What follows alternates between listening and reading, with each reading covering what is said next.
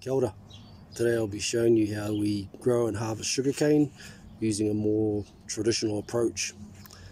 So everyone probably knows that sugarcane is used to refine sugar, and historically its production has got a bit of stigma attached to it.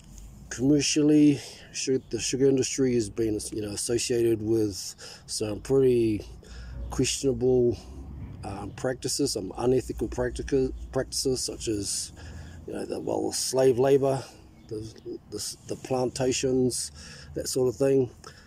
They also have pretty poor environmental standards in terms of the use of their chemical fertilizers and insecticides, herbicides, and deforestation, soil degradation over that, over irrigation, that sort of thing.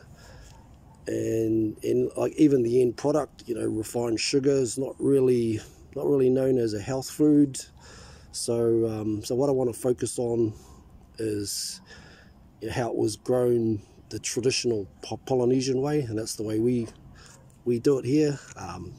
All organic, and it's way more healthier, environmentally friendly, and it helps build food resilience, food security, and sustainability.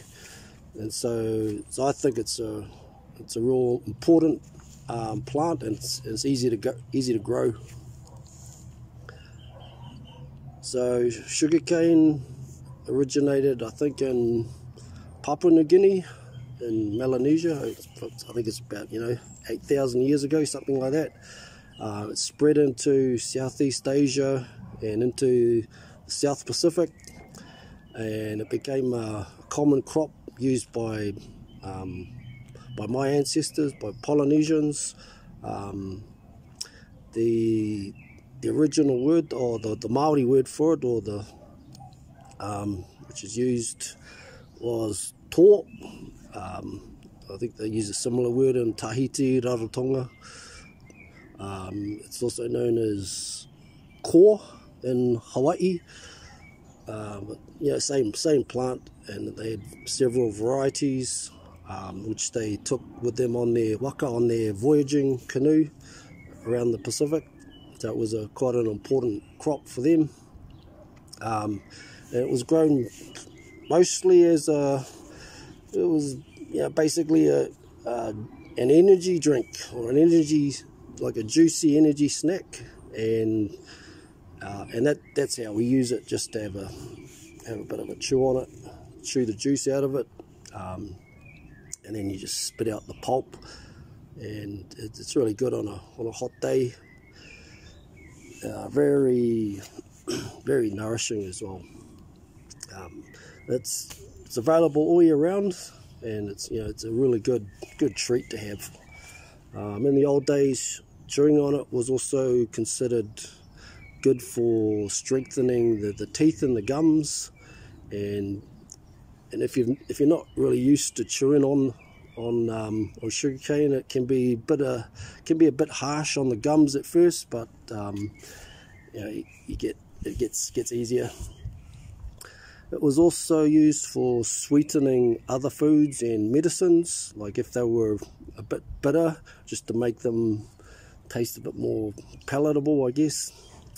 And unlike refined sugar, the organic sugarcane, it has a whole heap of health benefits.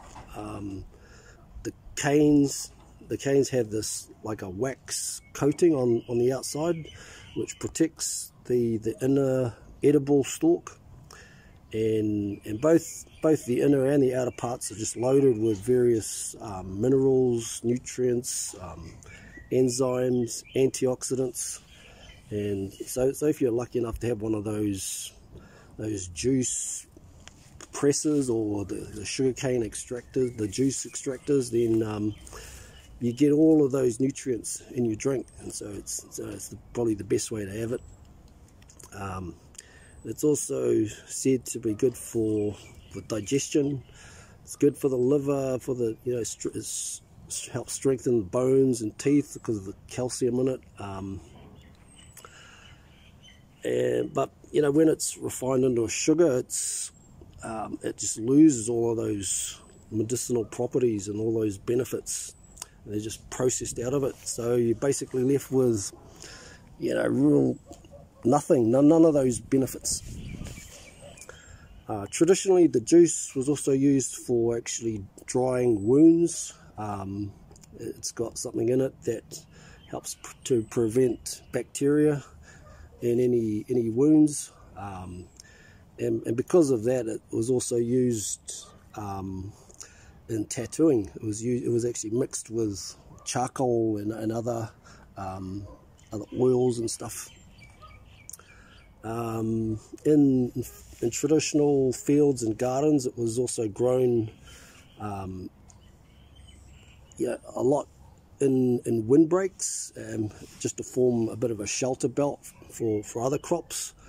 And because it kind of likes a lot of water, it was often grown along taro fields, so it was kind of used as a, you know, kind of like companion planting to help and support those other plants.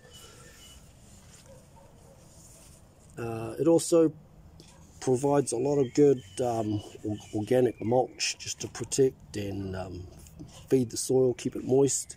And we use it here pretty much for all of those purposes, especially just the mulch and the windbreaks. It's an awesome plant to have in your garden, and once you've got a clump that takes off, it basically looks after itself, and it will just keep sending out these new shoots. So you've got just a constant supply of canes to harvest. Sugarcane was taken on voyaging canoe to all parts of Polynesia, including here in Aotearoa, but for some reason the cultivation of it here discontinued, probably because of the kind of varieties they had. They probably had just more of the tropical varieties, which didn't do so well here in the cooler climate. So I decided to try and revive those old horticultural practices, but the varieties I grow here are probably a little bit different, but they do fine. I'm not in the tropics. It's kind of more temperate here. Don't really get extremes. We have warm summers, kind of mild winters, and luckily I don't get any frosts. But it's nothing like the tropics. Because of that, it doesn't grow as fast as it does in places like Hawaii and Tahiti and all of that. But still it's an awesome crop to have. Grows best in hotter, wetter kind of climates, and ideally in rich, moist soil. Full sun is also better, but in saying that, it's actually pretty hardy. Once it's established, it's quite drought tolerant. It's very easy to grow it from just the canes that you just cut off. It grows really fast, especially in the warmer months. If you want, you can actually remove all the dry leaves and the shoots as it grows up from the nose, just to promote growth and airflow. But yeah, I don't do that with all the clumps that I have here, and they all taste the same. They all do well. It's ready to harvest once it gets to about 3 to 4 meters high, and ideally you want canes with longer spaces between the nodes, and you just cut it off from the base when you're ready, or you can just break it off.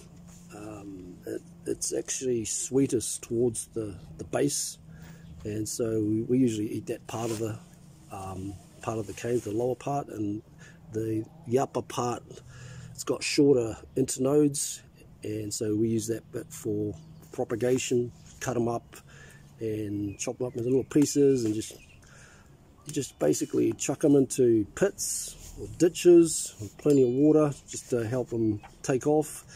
So, and once they start taking root, they'll send out shoots. You can also cover them just with a bit of soil or just mulch.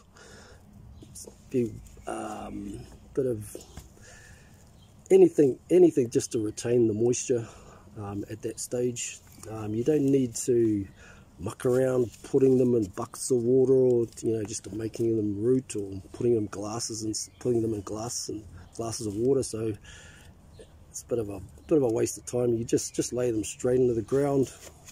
And sugarcane is so resilient and so hardy that even if it falls over in the wind, one of the canes just topples over, they'll eventually just take root and start shooting out by themselves. So you don't really need to fuss over them too much. And it's the same with all plants really. When you fuss over them too much, you turn them into wusses, and you're forever caring for them. So just it's a bit like kids really. You just sort of stand back and let nature do its thing and don't fuss too much. So that's it really with sugarcane. You can't go wrong. Organic, when it's grown in this traditional way, you spread it out.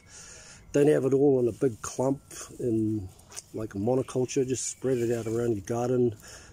Use it as shelter belts. There's good mulch that comes off that. Just use all that mulch, put it back in the ground.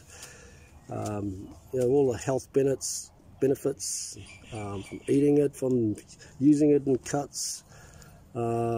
It's just a really all-round awesome plant to have. So kia ora, mauri ora.